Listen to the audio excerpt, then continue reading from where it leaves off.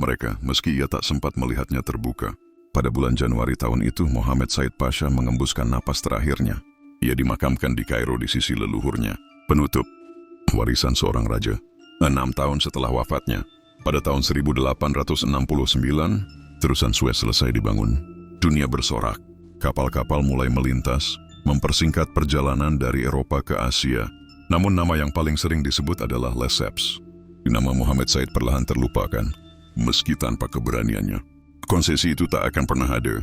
Hari ini terusan Suez adalah jalur laut paling penting di dunia. Dan di balik pasir panas Sinai, ada jejak seorang penguasa yang berani bermimpi.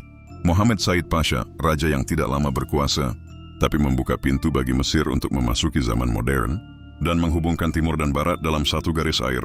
Apa yang dibuat Mohammed Said Pasha semasa hidupnya? 1. Membuka jalan bagi terusan Suez. Pada tahun 1854, ia menandatangani konsesi dengan Ferdinand de Lesseps.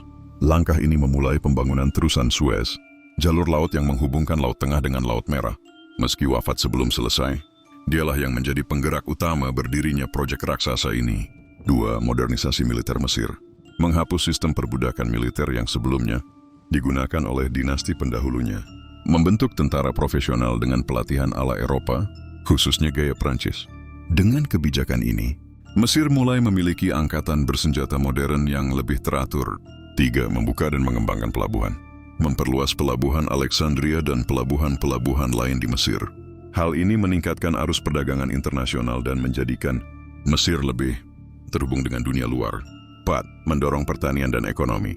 Membuka kesempatan bagi pemilik tanah lokal untuk mengelola pertanian. Mengembangkan kapas sebagai komoditas utama ekspor Mesir. Pada masa Perang Saudara Amerika 1861-1865,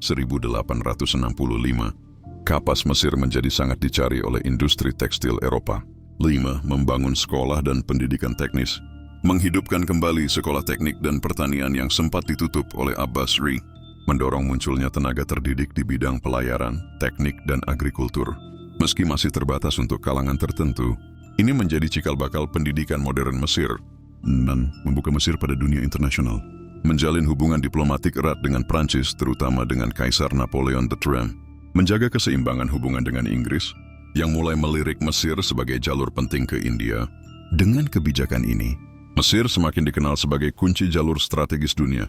7. Reformasi sosial dan administrasi. Memberi ruang lebih besar bagi bangsawan Mesir ketimbang hanya keturunan Turki atau Utsmania. Memperkenalkan sistem birokrasi yang lebih modern. Mengurangi beberapa bentuk korupsi.